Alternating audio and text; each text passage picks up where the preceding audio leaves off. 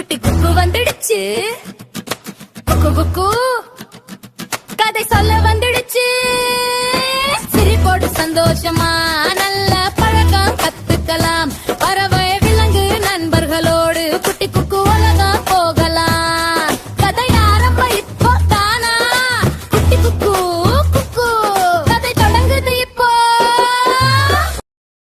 புதிர்களை தீர்த்தால் புதையல். ஒரு மாலை, கிராமத்தின் பழைய பாதையில் இனியன் நடந்து கொண்டிருந்தான். குக்கு மேலே பறந்து கொண்டிருந்தது. அந்த நேரம் கடக்கென்று சத்தம். ஒரு கல் உருண்டு பழைய கிணற்றுக்குள் விழுந்தது. தொங் தொங். ஆனா அந்த கிணற்றில் தண்ணீர் இல்லை. இது காலியான கிணறு என்று இனியன் ஆச்சரியப்பட்டான். குக்கு கீழே பார்த்தது. கிணற்றின் சுவரில் ஒரு காகிதம் சிக்கியிருந்தது. அதில் ஒரு புதிர். இதை கண்டுபிடிப்பவன் அடுத்த ரகசியத்துக்கு போவான். வாங்க ஆரம்பிக்கலாம். காகிதத்தில், நான் ஓடிக்கொண்டே இருப்பேன், ஆனா கால்களில்லை.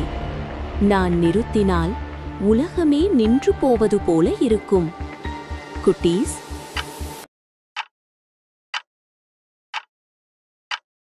நேரம் கடிகாரம். இனியன் சுற்றி பார்த்தான்.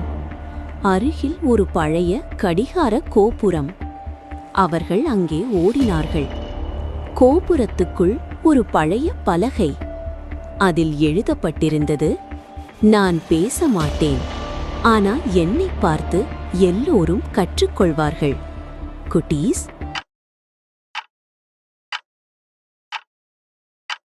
புத்தகம். கோபுரத்தில் ஒரு பழைய புத்தகம். அதன் உள்ளே அடுத்த குறிப்பு. புத்தகத்தில், நான் போவேன், மீண்டும் திரும்பி வருவேன், என்னை தடுக்க யாராலும் முடியாது. குட்டீஸ்,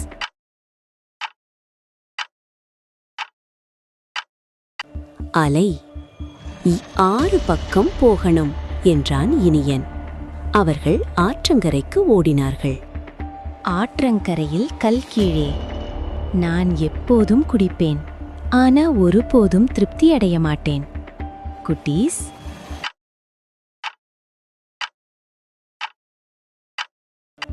மண் நிலம். அருகில் மண் புதிதாக இருந்தது. இங்கு ஏதோ புதைக்கப்பட்டிருக்குது. இனியன் தோண்டினான். ஒரு பழைய வரைபடம்.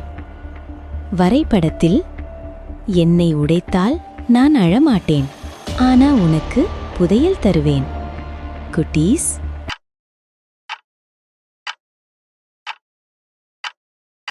தேங்காய் கொப்பரம். வரைபடம் காட்டியது ஒரு பெரிய தென்னை மரம். அவர்கள் அங்கே சென்றார்கள். ஒரு தேங்காய் கீழே.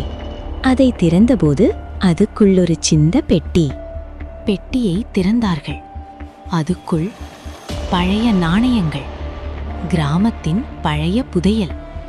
குக்கு சந்தோஷமாக கூவியது.